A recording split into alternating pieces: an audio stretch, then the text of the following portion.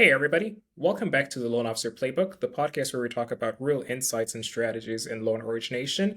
Today, I'm joined with John Jurkovich. John has spent 25 years plus working at some of the nation's top lenders, and now he's helping mortgage brokers build a successful business. Welcome, John. Hey, thanks for having me. You got the name part too.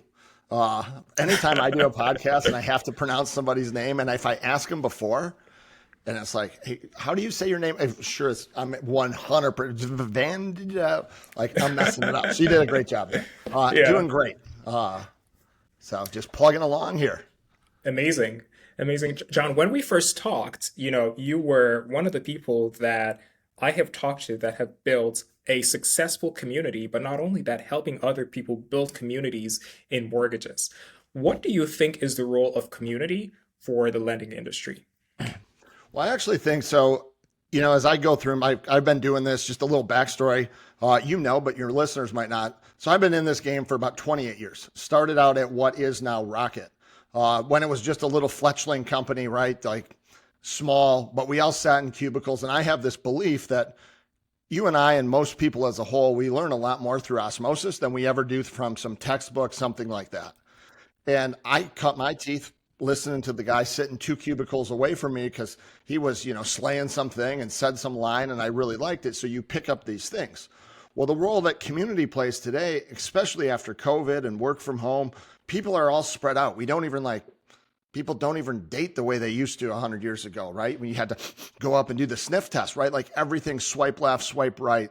So you lack that intimacy in figuring out what people are about and what somebody else is doing that works. So community as a whole is really just understanding people. It's what we used to do. We used to call it socializing. We're having a play date. Well, we no longer have work play dates, so we have to socialize in other ways. And there's Facebook groups, there's things like school. I run a group that's through a platform called Circle, and it allows me to bring a whole lot of people in. You can share insights with them the same way you would if you were a team leader standing up at your desk for an 8:15 a.m. huddle. You can now share that across some way to get some transfer of knowledge. Maybe you boost or you help them out in some way, shape, or form. But people need help. And if you're just sitting in your cubicle in your basement all alone, well, you're not going to get it unless you kind of go out and proactively reach out. So I see community really as just socialization, and there's a ton of ways to do it today. And I think that it's a missing part of a lot of us do day in, day out. Yeah. I think one of the hardest parts about building a community is the consistency, because you're like, well, I have so many immediate things that I have to do now. And spending time building a community, it doesn't give like immediate returns. So most people are after that immediate return. What are some of the ways you've been able to be consistent in community when it's sort of like playing the long game? Well, I think you have to just know where you're going. So if you don't know where you're going, any road will get you there. So if you are trying to build a community, and I don't care, but we're talking about loan officers, but if my job is to, let's say, build a group of real estate agents or a group of somebody that I want to interact with, you have to not look at what does it do for me today. It's what does it do for me in a year, 12 months, 18 months, 2 years. And so I think thing number one is defining where you want it to go. The work then becomes a lot easier if you know where you're trying to go. So I think that that's the biggest thing, is just having a kind of a plan of what you want to accomplish will make the consistency part of it a lot easier. Yeah. And for you, what's that you want to accomplish for your community? I mean, so I'm a little bit like, this has less to do with my community than probably just more so me as a whole. Yeah. I have a book over here. I had no idea you were going to ask about this. So this thing here, this is what I call my Project 100. Yeah. So what it does is this. So when you talk about goals and where you're trying to go and why you do the things that you do. So I have this breaks down like my oldest son. He's 22 today. He will be 69 in this book. My son Cooper will be 65. My son Duke will be 56. My daughter June will be 52. My wife will be 89. These are the ages they're going to be when I hit 100. So when I hit 100, these are their ages. Here's some things I would like to do at 100. I'd like to be able to pick up my grandchildren overhead, be able to walk a 5K. I still want to go out in the wilderness and go hunting. I want to be able to jump off the back of a boat, ride a bike, sit on the floor and get up without assistance, avoid dementia, and be able to do a push up. So, and I have literally, there's pages and pages of this. Yeah. So the reason that I can spend a long time, right? I'm in my early 50s, is that I know where I'm trying to go at age 100. So in order to get there and do those things, I need to have a business that pays money, right? You can't just live off of, well, maybe we'd be able to, but a lot of people wish we could. But in today's world, the government doesn't just pay me to be here. So I need to have some mechanism to generate income, to be able to do those things so I can get to 100. So all of my anchoring is to how am I going to get to 100? And then the actions that I do today are just optimizing me for that 100-year-old self. Yeah. So when I go to the gym, you have to be consistent. You have to work out. You have to do those things. I do exercises today to help me be able to lift a grandchild or a great grandchild overhead in 48 years. Yeah. And I think it's the same way with business. If I know where I want my business to be, let's say when I, at age 60, well, that gives me 8 years to get there, or almost 7. So what actions do I need to do today that will give me the highest likelihood that I achieve that goal in 7 years? Yeah.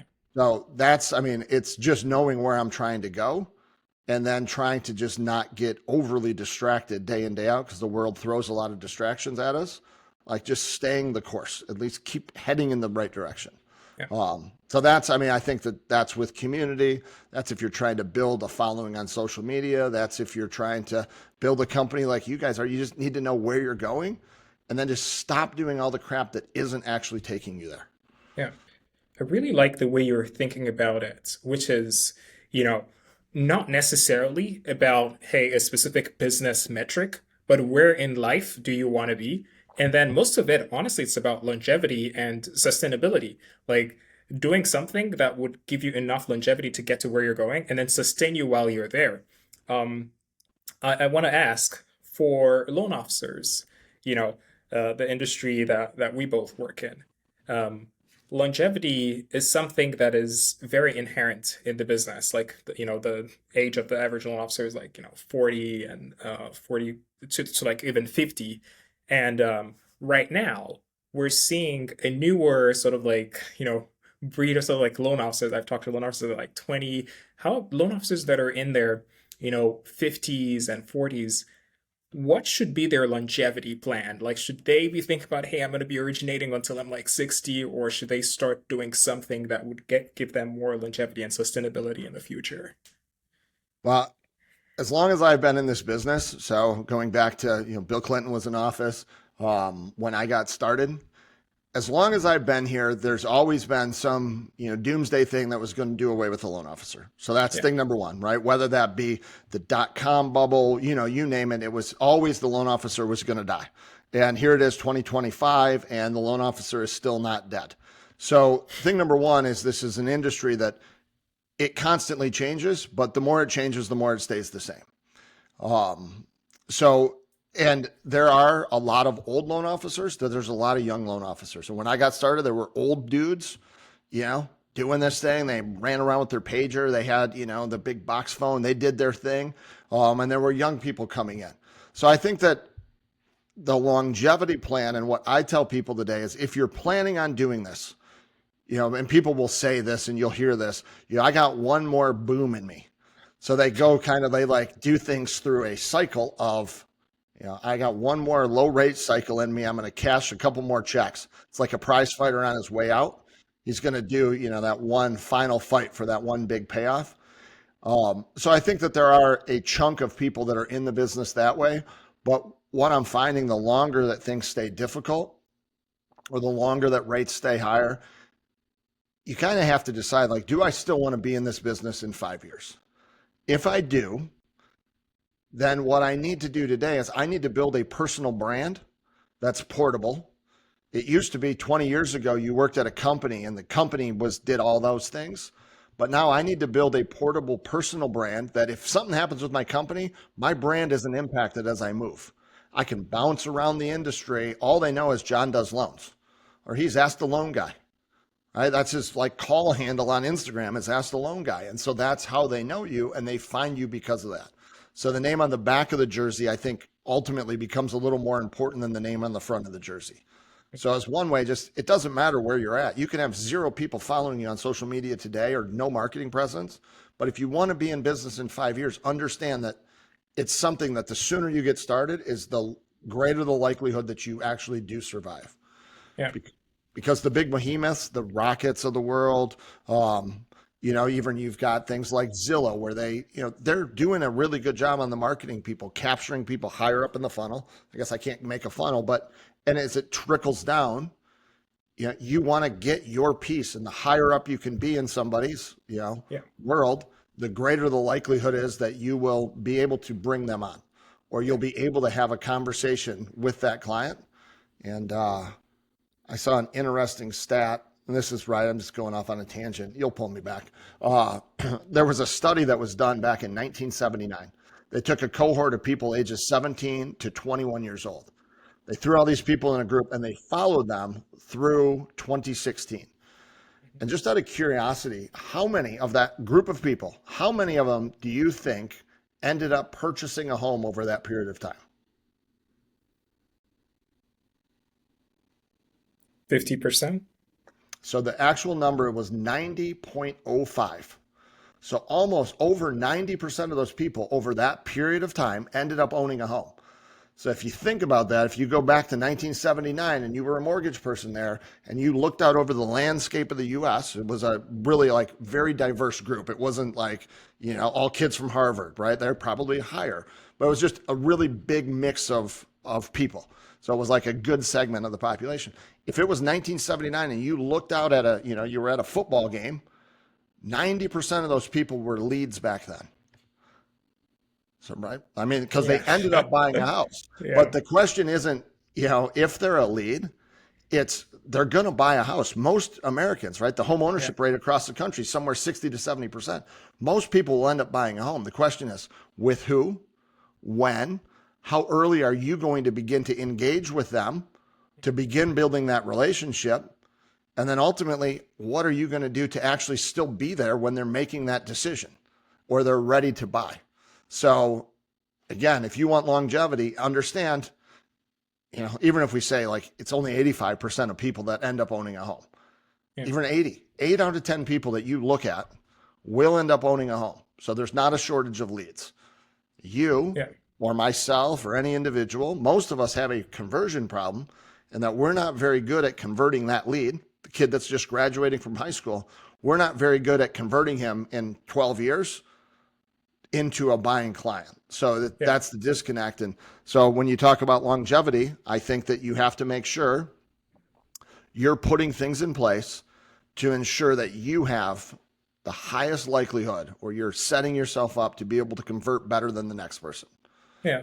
I mean, speaking of conversion, though, like how much of conversion is sales, like convincing someone who hasn't quite gotten to the point where they want to make a decision to like purchase a home versus just getting someone at the right time, like doing hyper lead generation, lead targeting, getting someone at the right time, the point of intent when they're like, hey, I just got married and now I need to get a home. Like how much of time should they spend sort of like converting and nurturing relationships versus actually just going after the person who are right at the point of purchase? So you actually there's two things there. You have the highest intent is when they're like at that point, they've probably already, the highest intent is when they're about to make an offer on a home. Yeah. Like they probably over the last 18 months, they had a thought, right? So if I can get to them at point of thought, then at point of intent, maybe I have a greater likelihood. I don't believe that I can compete with the behemoths that have 1,000 people on their text team that are looking at, 1 trillion pieces of data and have billions of dollars to buy companies to buy data. I don't know that I can compete there, but I can move up as an individual. I think that I need to move up higher and get to them at a point of thought and then have mechanisms and tools to stick with them. Like I made a joke earlier to you about buying a home. You're like, you relocated, you're here and I'm not going to. Here's what most loan officers do. But when you are ready, fill out my apply now link. Yeah. right? So like that's a massive gap. So, but I might, hey, give me a follow on Instagram. And you just start seeing my stuff. I don't know Yeah. where we'll be at in 2 years. You will buy a Yeah. house. At Yeah. some point in your life, you will buy a house. Whether or not you use me is who knows. I'd Yeah. love to say that, but the likelihood is that you probably won't. You're going to interact with a bunch of lenders, probably some are, right? It's just probably not going to happen. But if I can stay in front of you and I can keep adding value along the way, maybe, just maybe, I get a shot at your loan. Yeah. You know what? I am going to shop it across a couple of people. I'm going to reach out to that John guy that lives down the street, and I'm going to give him a shot. So that's all I want to do. And I think that the sales today is less of that Glenn Gary, Glenn Ross, hard close. And the younger kids are even like, they'll just tell you to go fly a kite really fast. They see it coming. They see you Yeah. sprinting at them with commission breath and they run away. Yeah. And their whole life they've been able to just, right?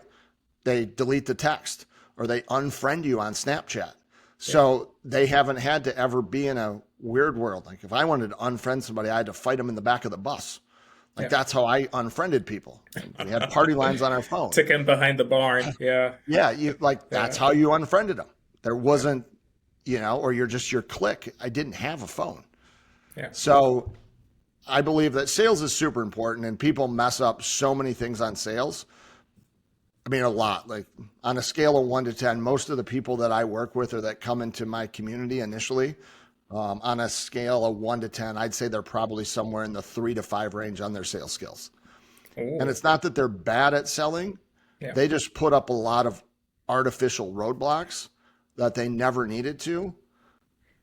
It's kind of like, everybody's dated probably in some way, shape or form.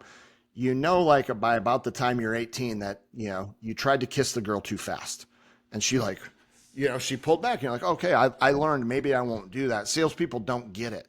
They're still like, they're pushing too fast. You've got to like kind of do these things. So I think that sales is a very large portion of where people mess up. And you can say things slightly different. You can use different words. You can use different word tracks to elicit a much better response. But it's mostly that you're just not, triggering that. When you come at somebody really hot in sales, you trigger one of 3 things, right? Either fight, flight, or freeze. Flight, they just hang up on you.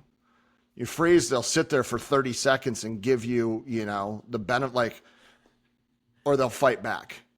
And the fight's not bad. You better be able to overcome objections. But where I think that we could do a much better job is just never even getting them into that point.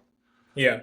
So sales is something we work on it quite a bit. Like inside of my community, I've got a thing with about 25 or 30 different like sales tracks. Like I have a thing in there, a 1 to 10 close.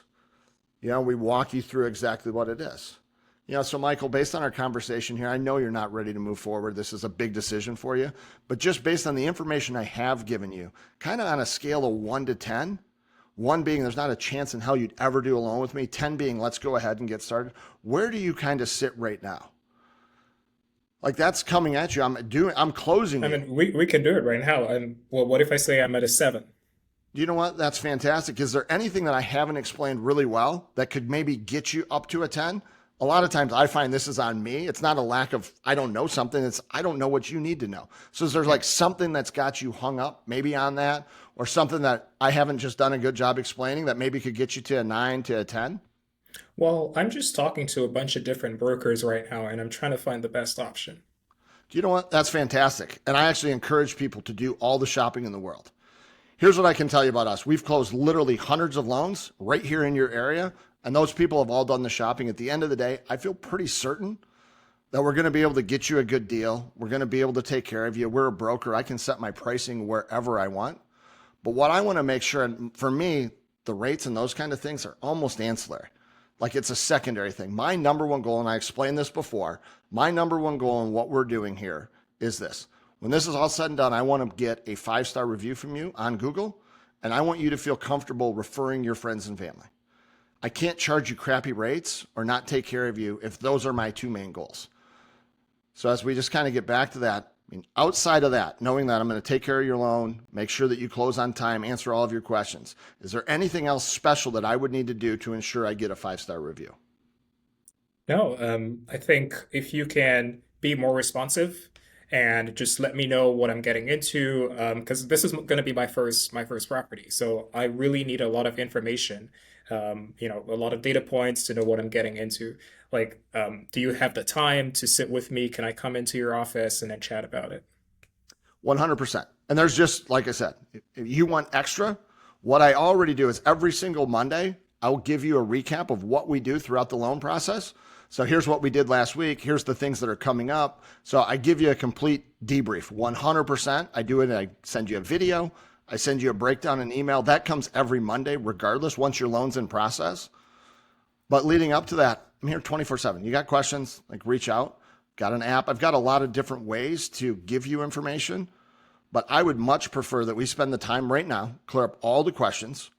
And that way we don't have to spend the next 3 months as you're looking for homes answering questions.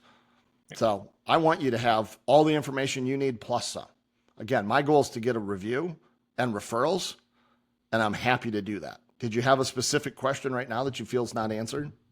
No, I think you covered all of it.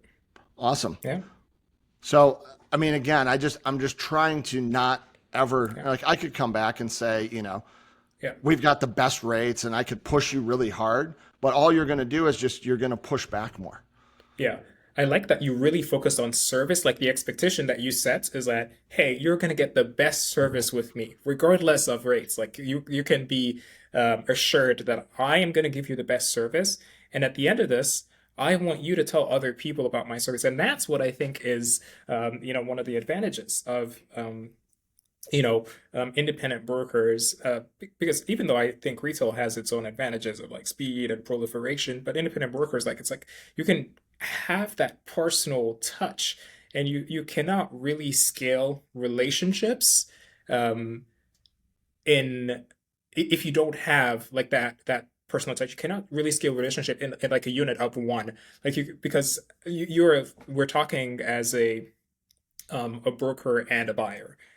Now you could maybe only have 20 of me that you're dealing with at a time that you can really concentrate on, because now you've told me to reach out to you 24/7 and just have that relationship with you over like what 2-3 weeks that we're going to be actively working on closing the loan.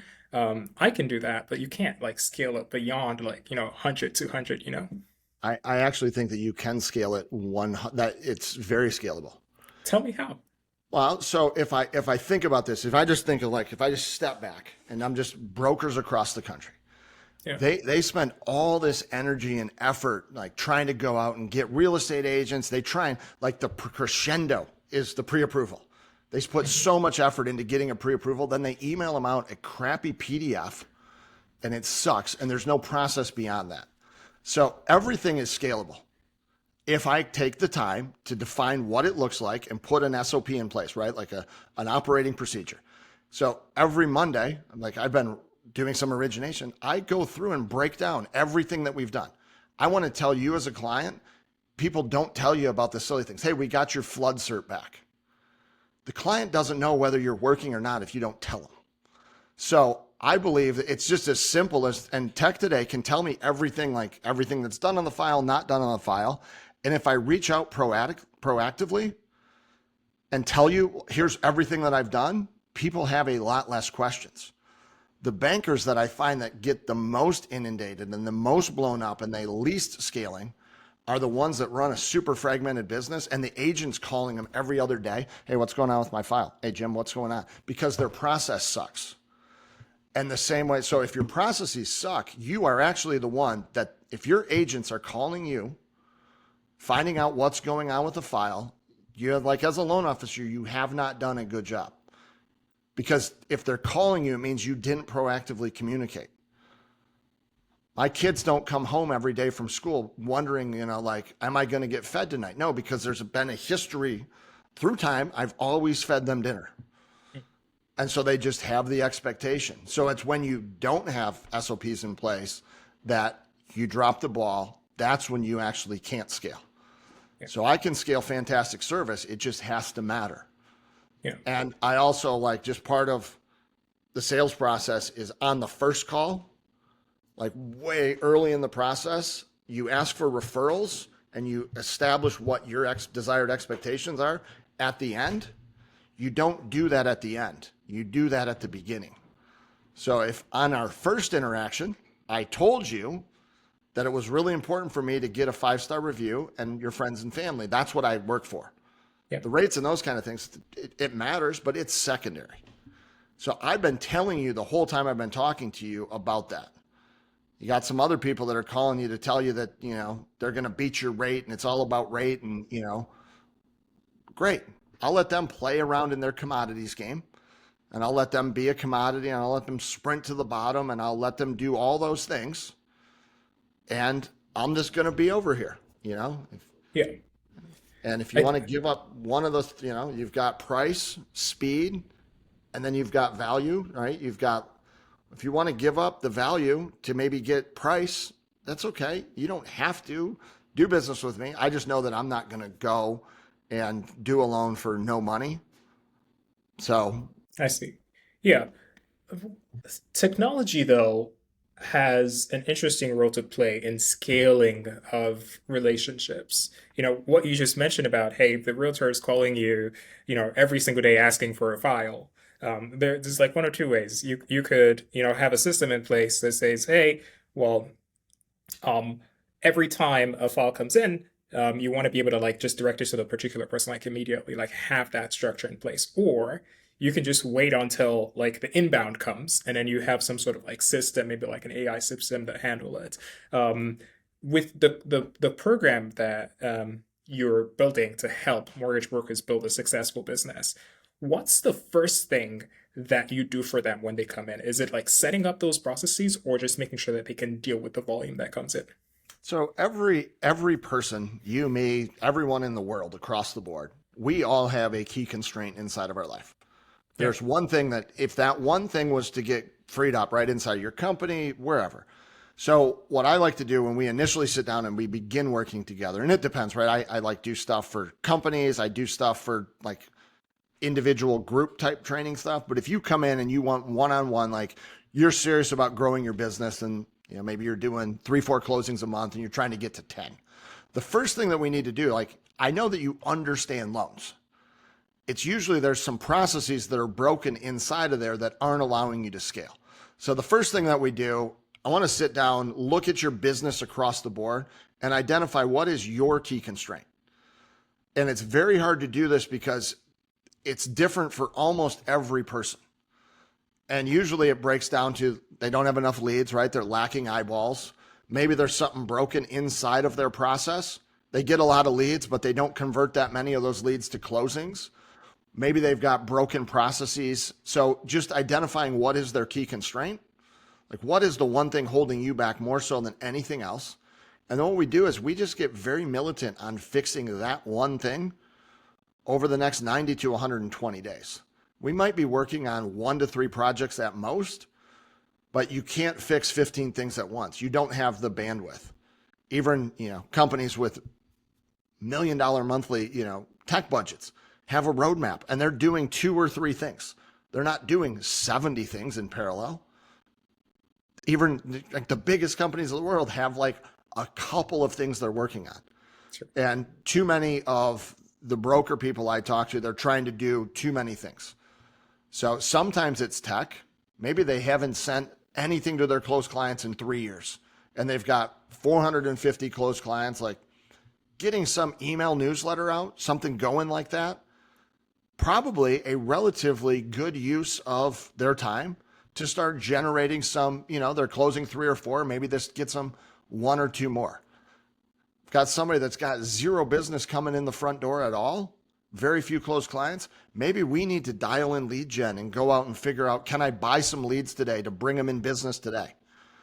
So we go out and we look at lead buy things. We figure out what their budget is. What can they do? How can we maximize and bring in as many leads today so they can start closing some loans?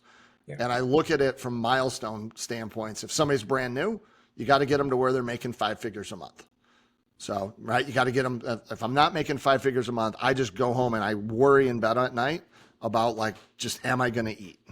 Yeah. So I have to get, and there's people that are out there, doing a loan every other month, Yeah. and they have there's people that are making, 7, 9, 14, and they bounce Yeah. around. How do I get them up to 25? Yeah. And there's people that are consistently closing 25 grand a month, month in, month out. They're doing their 5, 6 loans at, 4 grand a pop, 5 grand a pop. And how do we get them to take that from there to 50 grand a month? Yeah. And they all have a key constraint. There's one thing. I just have the luxury of doing this for 28 years. I've been a broker. I founded companies. I've been a chief revenue officer. I've sat in executive meetings for years at what is now Rocket.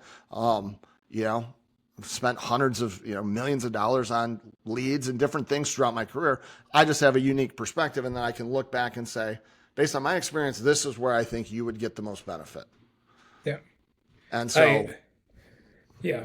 I like how you're taking it from the perspective of, we come in and then we sort of like short circuit your process to just get you to a place where you're comfortable. Like, let's say we go in, buy some leads right now, and then we fix the process. Because if you're not comfortable, and we say we're going to spend like 6 months trying to fix your process, and then in those 6 months, you will eventually, start doing 3, 4, 5 closings a month. But right now, you're doing 0 closings. So how can we sort of like, help you get to a point where you're comfortable?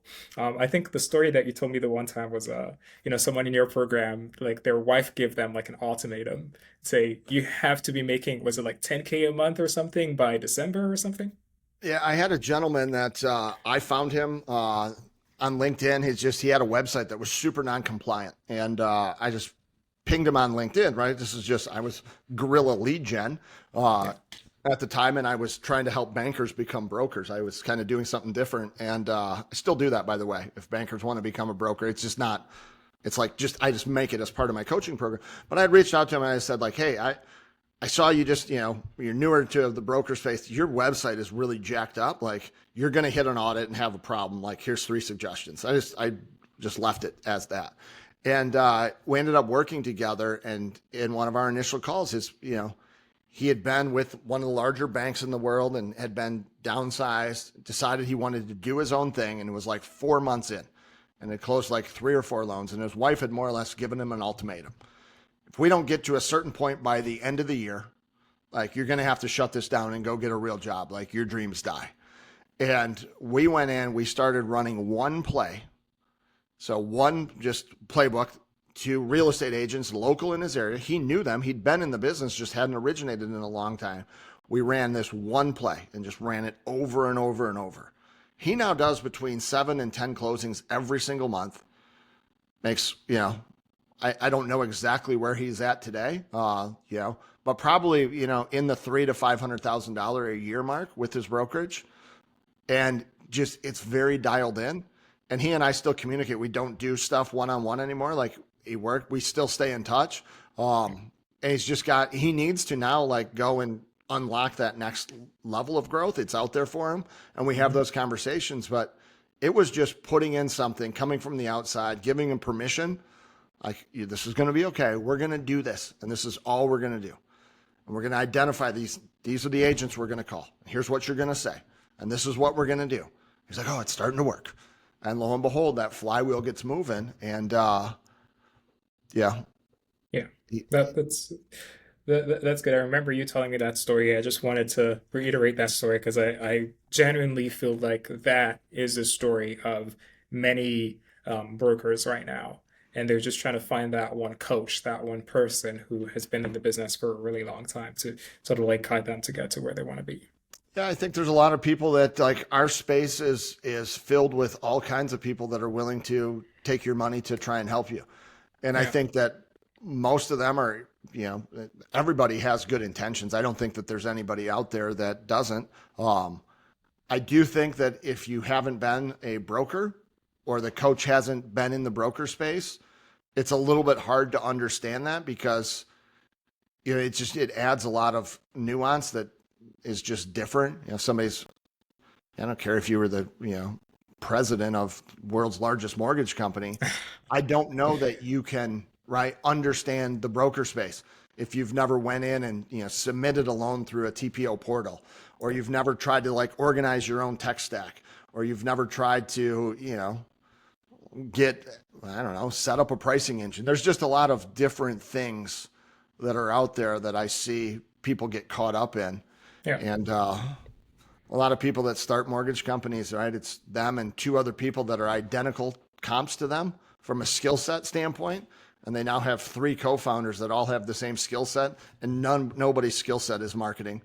None of them can even figure out how to integrate their email. They don't know what API is. They think it's like some kind of food thing, like it's a food supplement.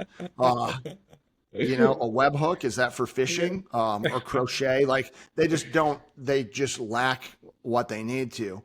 And it's kind of unfortunate. And I see some of those companies, they'll struggle for 6 months, 12 months, 18 months to just get that basic proficiency Yeah. to where then their actual skills can shine. Where for almost all of them, like they could have brought somebody in, paid them 20 grand and made an extra 100 grand because it just fast forwarded their learning curve so much. But a lot of people just like to struggle and figure it out for the first time. Yeah. Yeah, I use a lighter. I could probably rub sticks together and figure out how to make a fire, but I'll buy a lighter at the gas station for $2 and like off I go. You do it easy. Yeah. Yeah. John, I want to shift the conversation to AI a little bit. I know we're coming up on time, but this is, I think, is going to be one of the most interesting parts of the conversation. And this is a question I wanted to ask you because of your sort of diversity of experience. So you've worked at retail, you've worked at wholesale, and you've seen it all. You've built tech companies. So retail, wholesale, and correspondent. Who do you think is best positioned to win the AI race? I think probably the person, it's hard to say, because as you get down to the broker channel and those kind of places, what you've got is a whole lot of, right, there's a bunch of companies that are just trying to build like a little widget for like one person. I can be super nimble with my tech stack. Mhm. So, but I think that the person that will win the AI battle may not even be a player in the game today. So it could very well be somebody coming out of completely left field doing something totally different. I think that as I look at who can probably in its best position to win, at scale and gather a lot of market share moving forward here is probably like a Rocket Mortgage. And the only reason I say that is they have the biggest budget. They've been making their recruiting hires. Like they're not hiring mortgage people that have been doing mortgage for 30 years. They're hiring people out of, the Bay Area. Like they're bringing in just tech people that just happen to do mortgage. So I think that they're probably the best position. The acquisitions that they've been making to get more and more of the eyeballs. I think that they're playing in a league all of their own right now. And then beyond that, I think that, all of those other channels, every company out there today, I think that the cost to produce a loan will continue to come down as AI gets better and better. I can offload more and more of those tasks, just the mundane things of doing a loan. I can move them, so many different AI things out there that can check paycheck stubs, can homeowners insurance, like a lot of the manual tasks that used to just take this army of people. It used to be an army of people in the US, then became an army of people offshore. And I think now that's going to be an army of bots internally. And the price just keeps coming down. So I think everybody's going to win. You just have to decide with AI, you need to make a decision. Am I going to work for it or is it going to work for me? And there will be haves and have-nots. You're not going to ride in the middle. Either you're going to be like, I think you're going to sit on one side of that or the other. And those decisions, you haven't missed it. Those decisions are being made today. Yeah. And if you don't want to embrace it, it's okay. Just don't be upset in a couple of years when you're working for it. Yeah. Right. So it's neither good nor bad. You just have to make the decision of where you personally want to be. Yeah. And What I have seen is all about talent. It's all about the talent because everyone says, hey, they want to build AI, they want to do AI. I was working with a broker that hired a developer internally to build AI, but that's just a general software engineer that they've never done AI research. They've never built a model before. They've never trained a model before. So right now, what you mentioned, it's really who has the capital to attract the talent that might come out on top. But it's also about like who is doing something unconventional like in the future. So in the short term, I feel like capital is important, but like there would be a time when all these models would be commoditized, and then it would just feel, for instance, paying a subscription fee for a CRM. And it's like, hey, who has the most unconventional way to like, just get a CRM or just get a very strategic sort of like lead generation pipeline going? But in the short term, it's definitely capital and talent right now. Well, and I also think that you have, I sit in a unique position that I've never like, and at least not recently, like I don't endorse any company or like I see a lot of demos, I see a lot of stuff. And, there's a lot of people that are calling stuff AI that's really they're just writing a prompt. I mean, I guess but I can also say every time I go on my phone, Google is AI. Like everybody uses AI, right? If you're just, I don't care if you listen to Spotify, you're using AI. It's listening to what you do. There's a brain in the back end that says, he likes this kind of music.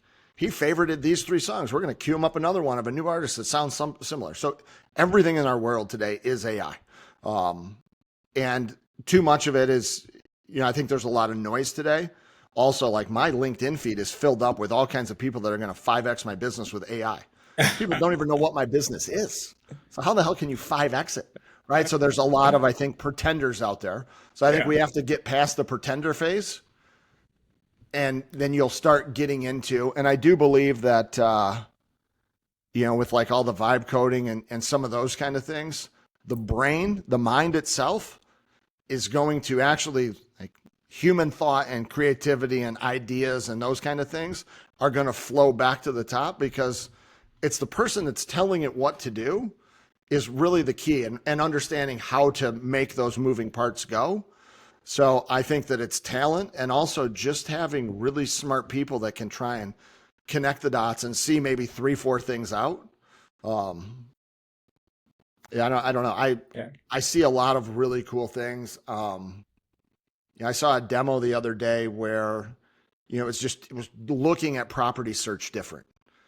Property search is a huge thing. Like, it's one of the main attractions of eyeballs. It's, why a company would sell for billions of dollars that loses money. Well, it's because they can attract the eyeballs. Mm-hmm.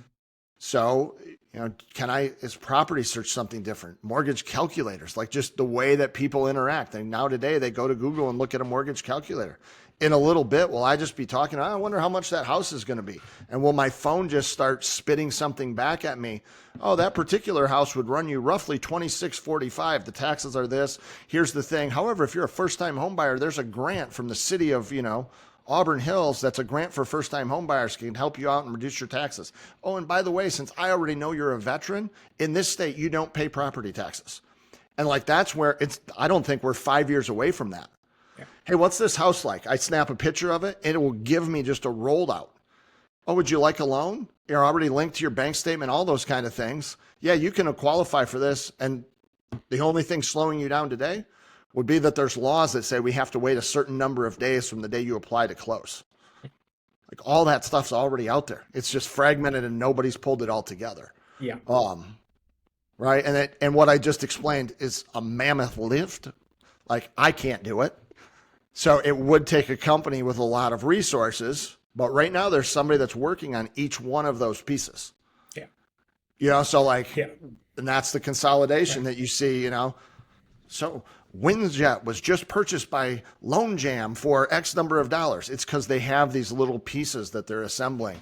So I don't know. I mean, I think it's neat to watch. I think it'd be really fun to be like in my early 20s because of like all the stuff that's coming, but also very scary that I could end up working, like getting sucked in and working for the AI. Yeah. Like Neo from the Matrix. It's a very, very, very exciting time. John, this has been awesome. On a scale of 1 to 10, how excited are you about the next 5 years of the lending industry? On a scale of 1 to 10, I say I'm not highly excitable ever. So like my wife will tell you that.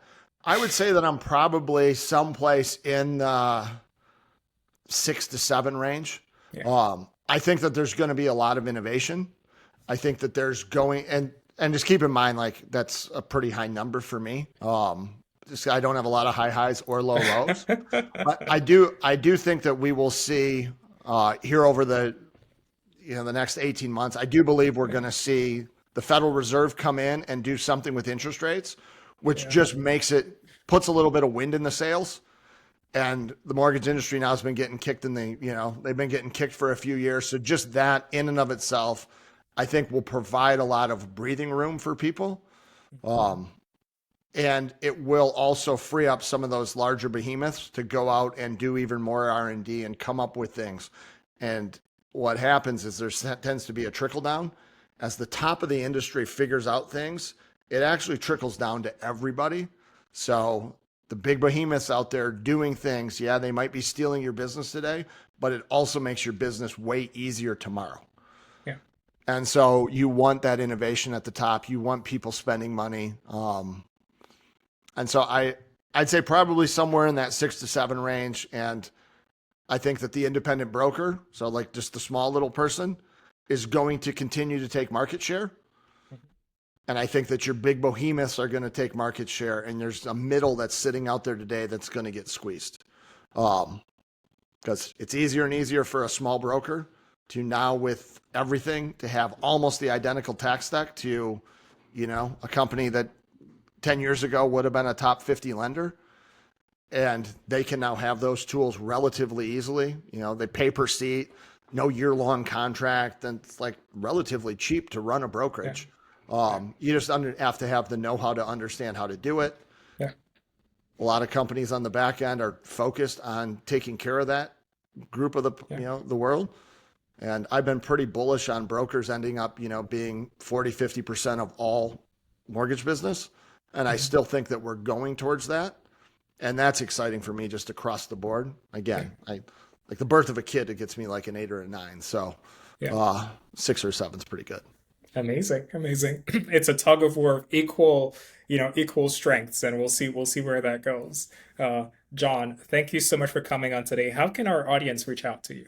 You know what? If anybody wants to reach out, so you can email me at john@ceo1440.com. So john@ceo1440.com. Mortgage broker builder, but just hit me up there or find me on LinkedIn is my jam. So that's where I do most of my stuff. I post a lot of things in there.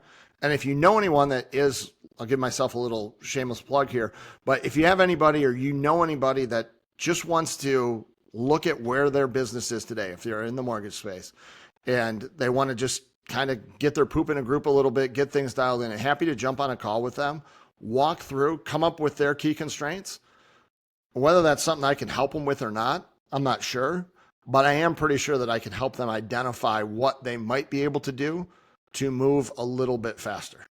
And at the end of the day, right, me like you, everybody's a lead in the mortgage space.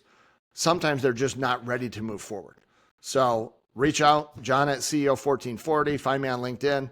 Happy to have any conversations. I've got a whole community. I got a bunch of stuff. I got a lot of things I sell. However, I will give you my time for free and check it out.